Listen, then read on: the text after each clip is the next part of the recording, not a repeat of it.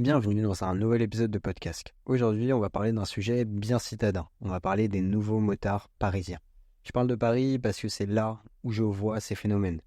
Alors que vous soyez en Z650 RS ou en 1250 RT, V à vous, installez-vous tranquillement pour suivre cet épisode de podcast. Et alors pour être 100% honnête avec vous, je n'ai pas spécialement prévu de faire cet épisode, mais c'est une rencontre un peu particulière un soir en rentrant du boulot, donc à Paris, que j'ai fait l'expérience, on va dire, d'un certain motard. Et je vais vous la raconter, hein, je vais faire une petite story time, ne vous inquiétez pas. Et qui m'a donné vraiment à réfléchir sur ce sujet-là. Parce que donc on va parler de ces nouveaux motards, mais on va surtout parler de l'esprit motard aussi. Et est-ce qu'il est bien présent ou pas dans ces nouveaux motards? Alors, cet épisode fait suite à l'épisode de la semaine dernière, où je vous parlais de la R80 et des influences qu'elle a encore aujourd'hui. Et tout ça pour amener à, concrètement, il y a 3 types de nouveaux motards selon moi. Dans cet épisode, je vais être bien un peu critique sur certains trucs. Ça ne reflète évidemment que mon avis, hein. On est entièrement d'accord. Et donc, comme je disais, il y a 3, entre guillemets, archétypes de nouveaux motards, en tout cas à Paris. Il y a ceux qui roulent en rétro, c'est-à-dire qu'ils roulent avec des R80 par exemple, des Transalp, des vieux phasers, et j'en passe. Tout ce qui date d'avant les années 2000 en gros.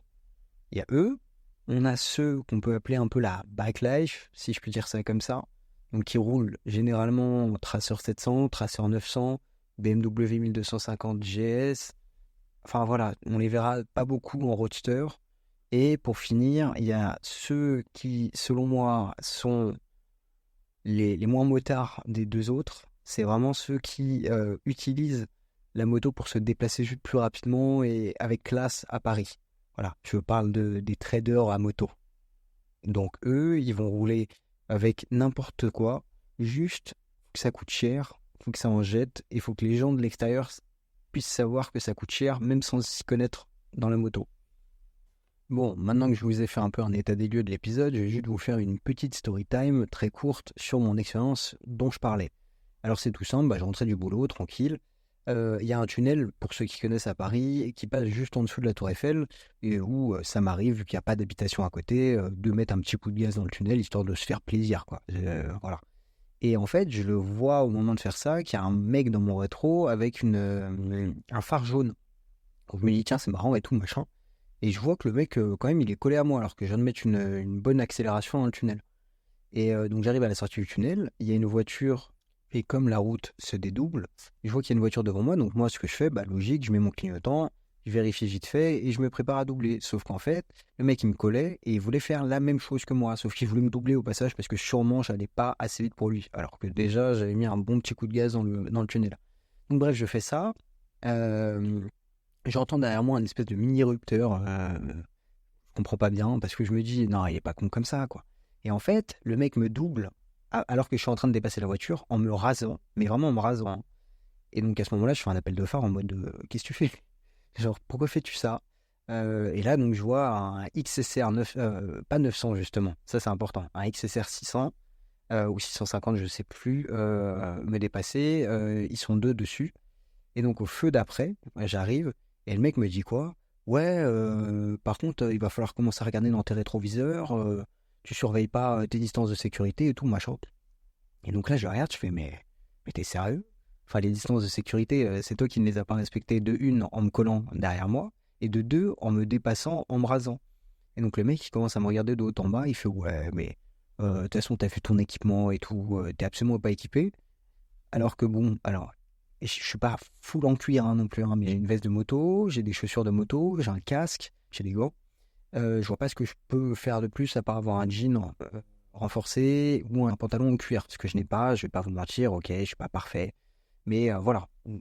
Et le mec me dit ça alors qu'il roule en casque jet, que sa copine qui est derrière lui roule en casque jet aussi, n'a pas de gants, a des bottines, mais des bottines avec des talons, quoi, enfin vraiment pas un truc de moto, et que lui est en doudoune avec des Richelieu aux pieds. Et donc je lui fais la réflexion en lui disant c'est un peu malvenu, quoi. Enfin, et après le mec il l'a mal pris, il a démarré en trombe au feu, Et juste, en mode, il a commencé à faire le kéké avec sa meuf devant moi, à mettre des coups de frein, à réaccélérer, je sais pas trop quoi. Ridicule, vraiment ridicule. Et ça m'a hyper énervé. Alors, je sortais du boulot, donc forcément, j'avais déjà passé une journée un peu fatigante.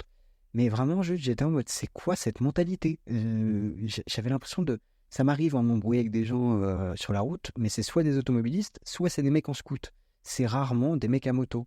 Et là, j'étais presque un peu choqué que ce genre de personnage existe. Parce qu'évidemment, il y a des cons partout. Je suis le premier à le dire et tout le monde le dit. Et même dans la moto, hein, évidemment. Mais juste là, je sais pas, j'ai eu comme une réalisation d'un certain type de conducteurs à moto qui ne sont pas motards, en fait, selon moi, hein, qui sont motards uniquement par le fait qu'ils possèdent une moto et le permis A2. Voilà, mais qui, dans les faits, ne sont absolument pas motards parce qu'ils n'ont pas l'esprit motard, parce qu'ils n'ont pas conscience du danger qui les entoure. Et ça, c'est assez dingue. Bon, maintenant que j'ai fait ma petite story time, je me suis un peu plaint et tout, on va parler des deux premiers archétypes de motards, ceux qui, pour moi, le sont quand même. Enfin, sont pas juste des nouveaux motards qu'on n'a rien à foutre de tout, à part de l'esthétisme. Parce que, évidemment, ces trois nouveaux archétypes de motards ont émergé, je pense, ont vraiment émergé avec les réseaux sociaux et l'avènement de l'esthétisme, d'Instagram, en fait, tout simplement, pour résumer grossièrement le trait. Que ce soit ceux qui font de la bike life, quand on voit leur contenu, c'est hyper esthétique, c'est la recherche de vitesse, de belles images. Il y a ce côté vraiment là. Et pour parler de ceux qui kiffent le rétro, les bobos un peu parisiens, alors là, mais on est tellement dans l'esthétisme. On est juste dans un esthétisme d'une autre époque. Mais on est dans toute cette vague un peu de mode qui revient à la mode, en fait, tout simplement. Avec le délire années 70, années 80, années 90, voire années 2000. Et on le retrouve vraiment dans la moto. C'est pareil. Et pour autant, eux, que ce soit donc la bike life ou les bobos parisiens, on va les résumer comme ça, vraiment, il y a quand même cet esprit un peu de motard, si je puis dire. Moi, je sais qu'à chaque fois que je croise une vieille Transalp ou un truc comme ça et que je vois que la dégaine du mec, c'est un bobo soja, j'en passe. Vraiment, c'est pour ça que je dis, je préfère faire des trigger warnings. Et évidemment que tous les mecs qui roulent en vieille Transalp à Paris sont pas des bobos parisiens pour autant, hein. J'en connais même d'ailleurs. Ce que je veux dire par là, c'est qu'il y a quand même cet archétype, vraiment. Donc, disclaimer encore, je ne fais pas de généralité non plus, hein. Voilà. Mais bref, eux, à chaque fois qu'ils en croisent, les mecs me disent bonjour, machin, truc et tout, alors qu'on n'a pas du tout le même délire de moto. Et c'est plus ou moins pareil pour la bike life. La bike life, c'est plus, ils sont plus entre eux, entre guillemets. Pareil, c'est hyper résumé la bike life, ça veut tout et rien dire, hein, mais en tout cas, c'est des groupes qui restent beaucoup entre eux, beaucoup en groupe de PM 1250 GSA, à gros coups de shifter. Vous voyez forcément à qui je veux parler. Mais ce que je veux dire par là, c'est que eux aussi sont quand même motards dans l'esprit. Il y a un côté un peu bande, un peu presque gang de motards, pour en revenir à un autre épisode que j'ai fait. Mais évidemment, l'histoire dont je vous parle, c'est clairement celle d'un gars qu'on peut mettre dans la troisième catégorie, à savoir ceux qu'on n'ont mais rien à faire de la moto. Parce que pour résumer et pour définir ces trois archétypes, c'est assez simple. Les premiers, donc ceux de la bike life, eux, ce qu'ils veulent, c'est, je résume, hein, c'est en très gros, c'est rouler en gang assez vite, faire des figures, faire des roues arrière, ce que vous voulez, en tout cas s'éclater. Voilà. On peut résumer ça par s'amuser, s'éclater. Alors, c'est très bien, hein, tant que c'est fait dans les limites du raisonnable. Voilà, je n'ai pas mon mot à dire là-dessus. Ceux qu'on va appeler les bobos parisiens, c'est tout simplement purement une vision de la vie assez esthétique, un peu bloquée dans les années 80, 90, 2000, voilà, mais attachée à l'espèce de pureté un peu qu'on pouvait retrouver à l'époque au niveau mécanique, si je puis dire ça comme ça, et surtout à l'esthétisme des véhicules de manière générale. Et les derniers, eux, par contre, ce qui les définit, c'est uniquement l'effet de mode et le côté je me la raconte sur une moto qui vaut 30 000 euros.